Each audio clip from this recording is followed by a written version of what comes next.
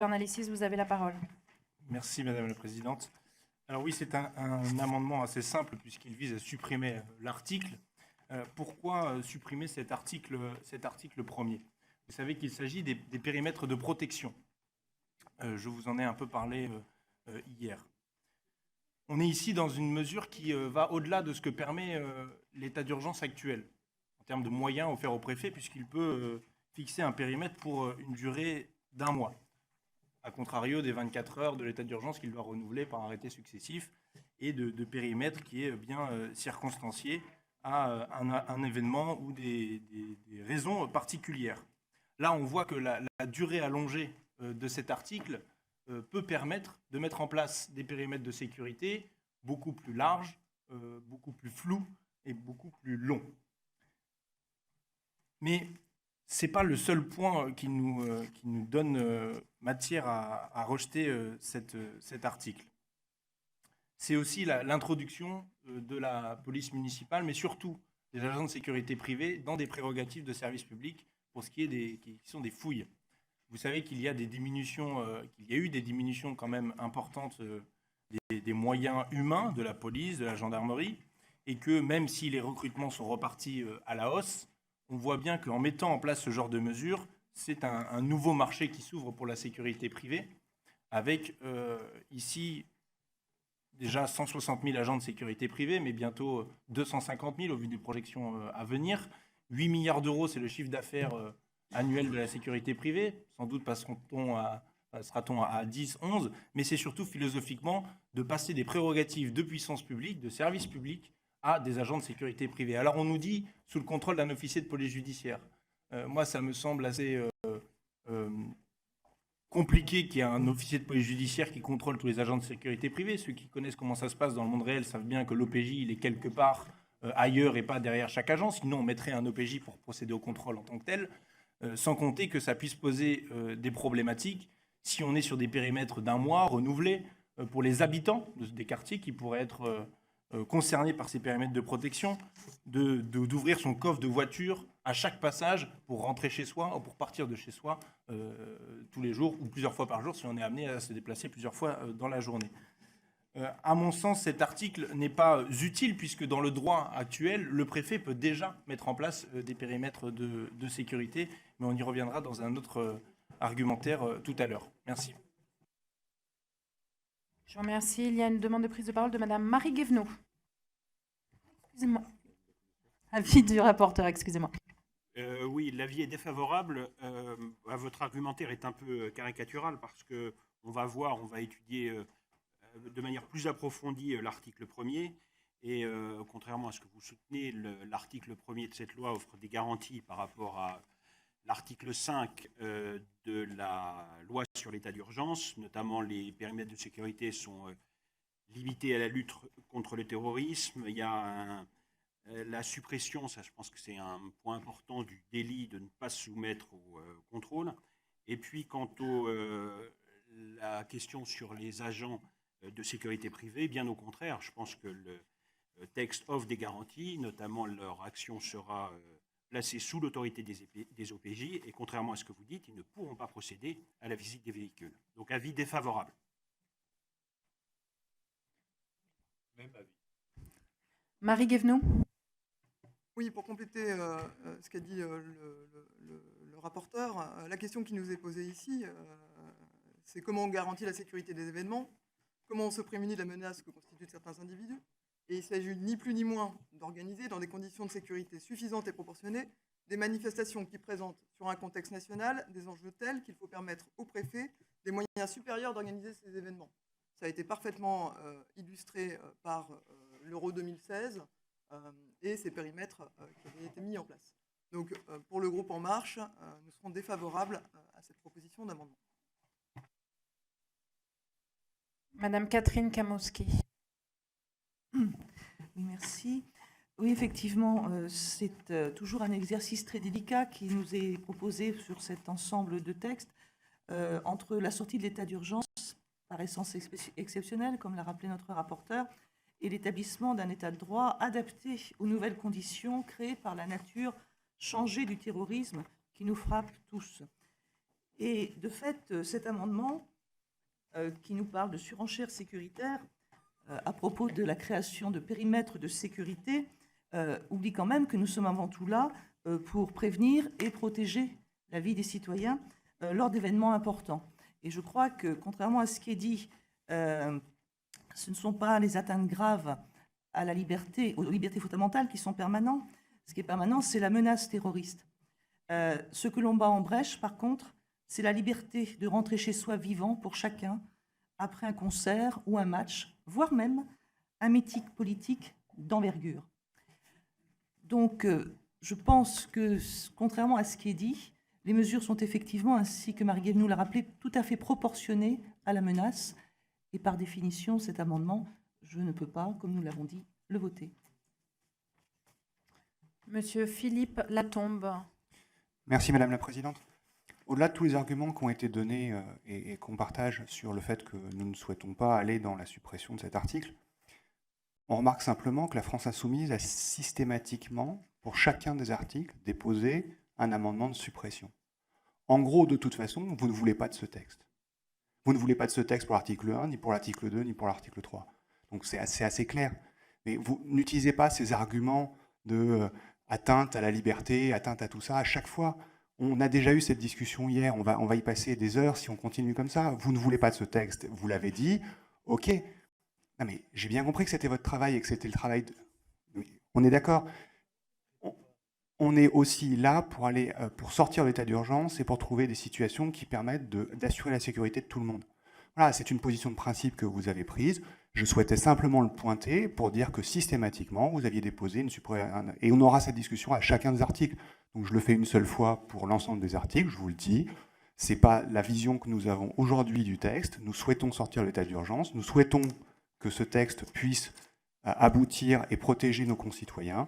Nous avons des amendements qui sont des amendements techniques, mais sur le fond, nous soutenons ce texte et nous le soutiendrons toujours. Donc à chaque fois que vous voudrez un amendement de suppression, nous serons contre.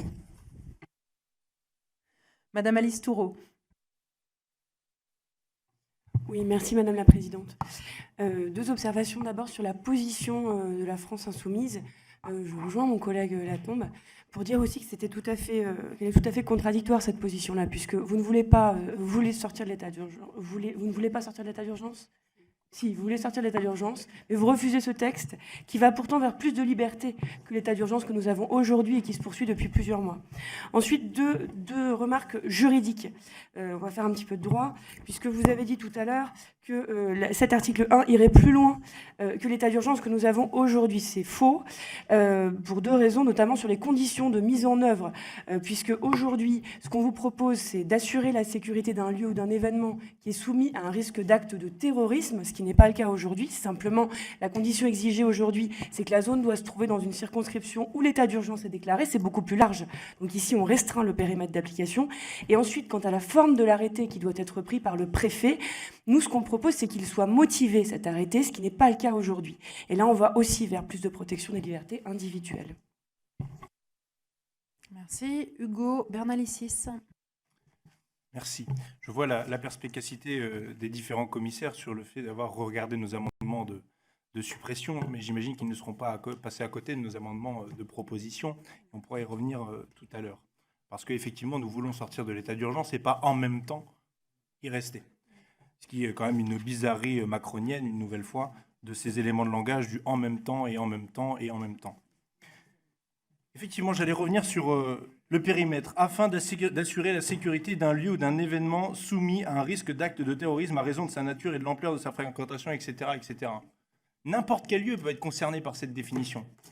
Par principe, le terrorisme peut frapper partout. Et si vous soutenez le contraire, c'est que vous avez des éléments dont je ne dispose pas. Vous allez peut-être nous dire que la fréquentation de certains lieux où il y a eu la commission d'un acte terroriste était suffisamment élevée pour qu'il y ait un périmètre de protection. Non, et on y reviendra tout à l'heure, nous avons un amendement à droit constant. Disons que dans le droit actuel, il y a déjà les moyens de mettre en œuvre des moyens efficaces de contrôle dans le cadre d'événements, de périmètres de sécurité, etc. Parce qu'on n'est pas sur des positions de principe. On a des principes. Non, mais on a des principes. On essaie d'être guidé par ces principes-là. Et effectivement, ça me semble important de rappeler que le droit actuel, et là je vais paraphraser votre leader à tous, votre chef charismatique, Monsieur Macron, qui disait que le code de procédure pénale actuel, que l'état du droit, en l'état actuel des choses, permettait de lutter efficacement contre le terrorisme. Bien sûr, il a rajouté et en même temps, et en même temps, et en même temps. Mais moi, je m'en tiens à sa première vision des choses au congrès de Versailles, qui me semble être la bonne. Et par ailleurs, encore une fois, on le fera remarquer avec nos amendements de proposition, il y a des marges de progression dans un certain nombre de domaines de la lutte contre le terrorisme.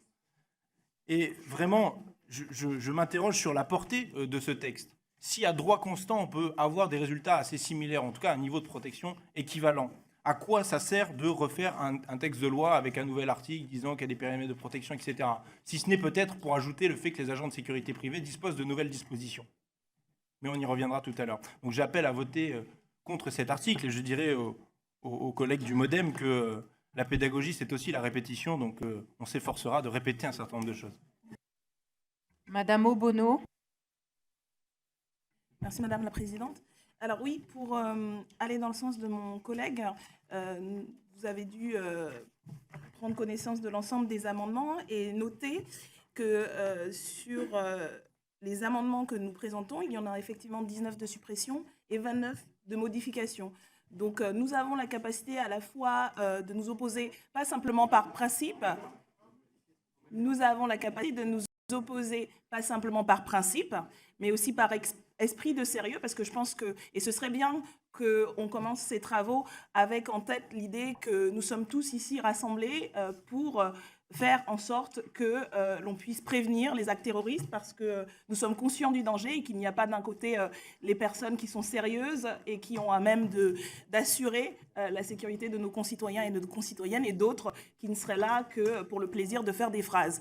Je pense que nous avons l'expérience des quelques mois que nous avons passés ensemble dès le début de la session, qui montre que nous sommes capables à la fois de nous opposer et de proposer des mesures alternatives. Donc je pense que c'est l'état d'esprit qui nous anime, et donc oui, à chaque amendement de suppression, nous avons des arguments politiques, parce qu'il me semble que c'est le sens de notre présence ici à tous et à toutes, et de rediscuter et d'essayer d'aller au fond des choses et d'essayer de clarifier peut-être effectivement des incompréhensions qu'il peut y avoir entre nous sur comment nous appréhendons les choses, et nous pensons que ça fait partie du débat démocratique, et y compris individuellement, ça peut enrichir nos perceptions respectives. Donc je suis un peu surprise de ce type d'intervention, parce que autrement, à quoi servirions-nous? Sinon, on déposerait les uns et les autres nos amendements et on les voterait sans avoir besoin de les présenter, de les expliquer et d'essayer de comprendre ce qui nous anime. Et donc, oui, nous avons des positions de principe. Nous ne sommes pas les seuls et nous l'expliquerons, puisque beaucoup d'entre nous avons participé aux auditions, et je pense que ce que nous disons, vous les avez aussi entendus par un certain nombre d'experts, de magistrats. Nous avons aussi, nous, entendu des douaniers, des policiers qui avaient un discours un peu différent de ce qu'on a peut-être pu entendre dans les auditions de la commission. Donc c'est aussi un débat plus large que ça, et je pense qu'il faut prendre au sérieux tout cela. Nous le prenons au sérieux, et nous essaierons de vous en convaincre par la suite. Monsieur Guillaume Larrivé. Oui, je voudrais remercier Madame Guévenoux, au nom du groupe En Marche, d'avoir plaidé en réalité pour le maintien de l'état d'urgence s'agissant de cette question, puisque elle nous disait tout à l'heure, au moment de l'Euro 2016, les préfets ont eu le pouvoir de définir des zones de protection. S'ils ont eu ce pouvoir, c'est précisément en application de l'article 5 de la loi de 55 modifiée relative à l'état d'urgence. Donc, si Madame Guévenoux et le groupe En Marche considèrent que les zones de protection définies au moment de l'Euro 2016 sont des zones pertinentes, alors il ne faut pas se priver de cet outil de l'état d'urgence, car l'article 1er de ce texte dégrade les conditions dans lesquelles les préfets pourront définir non plus des zones de protection au sens de l'état d'urgence, mais ces nouveaux périmètres. On verra un certain nombre d'amendements précis. Nous allons essayer de corriger, de renforcer l'efficacité de cet article 1er, mais c'est une zone de protection dégradée par rapport à l'état d'urgence. Donc je crois que l'argument de l'Euro 2016 de Mme Guévenoux doit être véritablement repensé et réévalué si on veut maintenir le degré de protection qui était en vigueur en 2016, et bien précisément prorogeons l'application du droit qui le permet. Madame Guévenoux. Merci, Monsieur Larrivé, de la remarque. Juste pour revenir sur la position du groupe En Marche, nous considérons que l'état d'urgence, pour des raisons qu'on a déjà évoquées sur l'aspect dérogatoire et aussi sur l'impact qu'il a sur l'image de la France, doit être abrogé. Pour autant, dans son application sur les 22 derniers mois, on estime qu'il a produit en effet des résultats qui ont notamment permis d'éviter des attentats. Dans cette réflexion, ce que l'on a cherché à faire, c'est cerner les mesures qui avaient été, dans le cadre de cette application d'état d'urgence, les plus efficaces pour appliquer la sécurité des Français, tout en les adaptant au droit commun. Et c'est bien le sens de notre position. Et c'est pour ça que je reste sur le maintien de notre position, qui est d'être favorable à l'article 1 dans sa rédaction actuelle, avec une proposition d'amendement que nous soutiendrons, sur laquelle on reviendra plus tard. Merci. Je vous remercie. Donc nous allons mettre aux voix l'amendement CL 168, pour lequel, je vous rappelle, le rapporteur a émis un avis défavorable. Qui est pour? Qui est contre? Donc l'amendement est rejeté. Nous allons passer à l'examen de l'amendement CL 101